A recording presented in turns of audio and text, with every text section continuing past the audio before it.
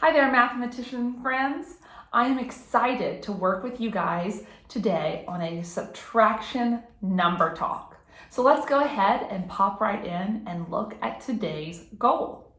Our goal says, I can use addition to solve subtraction. How would you rate yourself on this goal? Are you starting to feel more comfortable about using addition to solve subtraction? I just love this strategy because we get to take all of that hard work we put into learning our addition facts and then use it to solve subtraction. So what we'll do today is we will solve one problem together using this strategy, and then there will be 3 problems that you will get to pause this video to use that strategy independently on your paper. So let's look at our first problem. Our first problem says 12 minus 5 equals blank. So remember, our goal is to use addition to solve this problem. So I'm going to turn my subtraction question into an addition one. Watch. 5 plus what equals 12? Is that addition fact in your bank of facts? If you are, say what goes in that blank. Do you just know?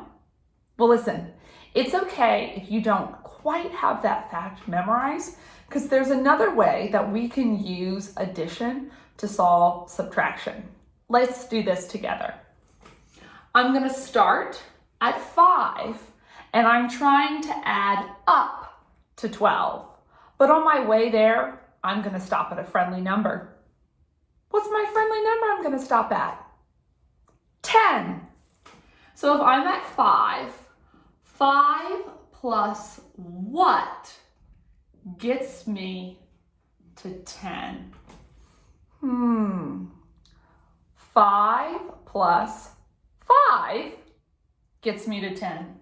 So I'm going to put a 5 in my box, and I'm putting a box around what I'm adding on because that helps me keep track of my thinking. So now that I'm at 10, not quite to 12 yet, I'm going to say 10 plus what gets me to 12. And I can look at my one spot to help me out. 10 plus what gets me to 12? 2. So now that I've gotten from 5 to 12, what's my answer? It's in my box. I was keeping track of my work. It's 7, because 5 plus 2 is 7, which means that if 5 plus 7 equals 12, then 12 minus 5 equals 7. Are you guys ready to try? So I'm going to draw my nice little squiggly line just to keep track of my work and switch colors so it's nice and organized. Let's look at our next fact. I want you to figure out 16 minus 8 equals what? But I want you to use today's strategy of using addition to solve subtraction.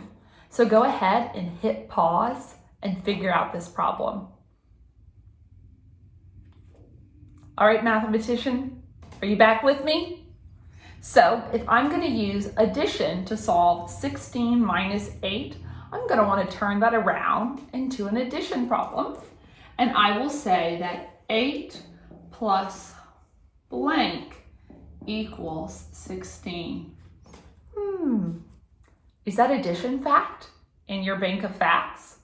If so, you might have been able to automatically know what goes in that box. But if not, no worries. We can still use addition to solve a subtraction problem by adding up to 16. And remember, I'm going to start at 8, but on my way to 16, I'm going to stop at a friendly number. What is that number? 10. So think in your think tank. 8 plus what gets me to 10?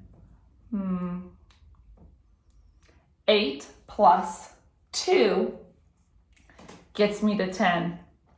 So now that I'm at 10, I need to make my way to 16. So 10 plus what gets me to 16? The big hint is in your ones place. 6. 10 plus 6 equals 16.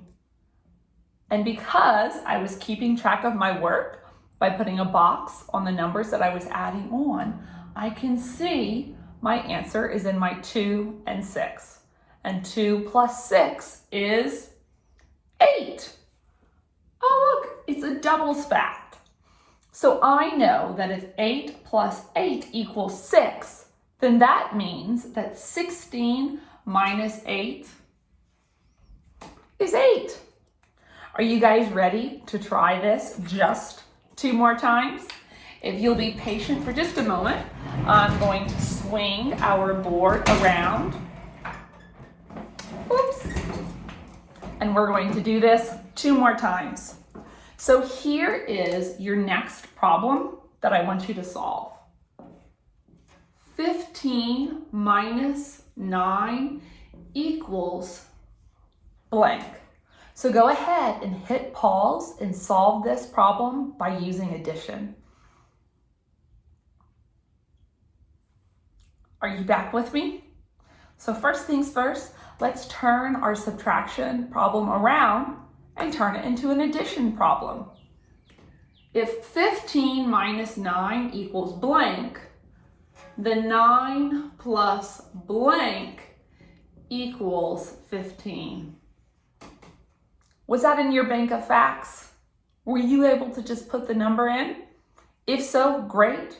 If not, let's add up using a 10. So I'm going to start at 9, and I'm going to try to get to 10 before I get, to 15. 9 plus blank gets me to 10. 9 plus 1 gets me to 10, and I still need to make my way to 15. So 10 plus what gets me to 15? And remember, I can just look in my one spot. 10 plus 5 gets me to 15. Do you see your answer? I was putting boxes around the numbers that I was adding on to keep track of my thinking. 1 plus 5 is 6. So if 9 plus 6 equals 15, then 15 minus 9 equals 6. Are you ready to try this one more time? You guys are doing great. My last problem for the day is, 13 minus 4 equals blank. Alrighty, go ahead and hit pause and use this solve this subtraction problem using addition. Are you back with me? Alrighty. So if I'm going to use addition to solve subtraction, the first thing that I'm going to do is take my subtraction problem and turn it into an addition problem, which gives me 4 plus blank equals 13. Alrighty. Now, was that in your bank of facts? Did you just know that 4 plus a certain number equals 13? If so, you might have already written that down. But if not, let's work this together and add on to 13 from 4 by stopping at a 10. So I'm going to say 4 plus what gets me to 10? 4 plus what gets me to 10? 6. So I'm going to put my 6 in my box. And now that I'm at 10, I just need to add up to 13. 10 plus what gets me to 13? 3. I can just look at my ones. So I was circling what I was adding on as I went. So now I just need to look at my boxes. 6 plus 3 equals 9. So if 4 plus 9 equals 13, then that means that 13 minus 4 equals 9.